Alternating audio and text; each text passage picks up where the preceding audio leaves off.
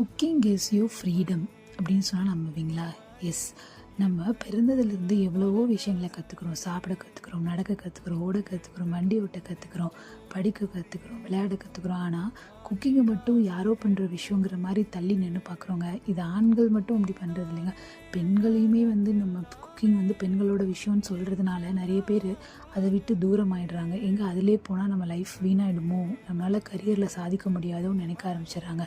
இதனால் அவங்களோட ஹெல்த் ஆகட்டும், அவங்க குடும்பத்தோடைய ஹெல்த் ஆகட்டும் எல்லாமே பாதிக்கப்படுதுங்க. நம்ம குக்கிங் அப்படிங்கிறத கற்றுக்கிட்டோம்னா ஆணாகட்டும் பெண்ணாகட்டும் அது 2 பேருக்கும் நிறைய ஃப்ரீடமை கொடுக்கும். யாரையும் டிபெண்ட் பண்ணாமல் வாழ கற்றுக் கொடுக்கும். ஃபினான்ஷியல் ஃப்ரீடம், எமோஷனல் ஃப்ரீடம் எவ்வளோ முக்கியமோ அந்த மாதிரி குக்கிங் அப்படிங்கிறது ஒரு மிகப்பெரிய ஃப்ரீடமை நமக்கு கொடுக்குதுங்க.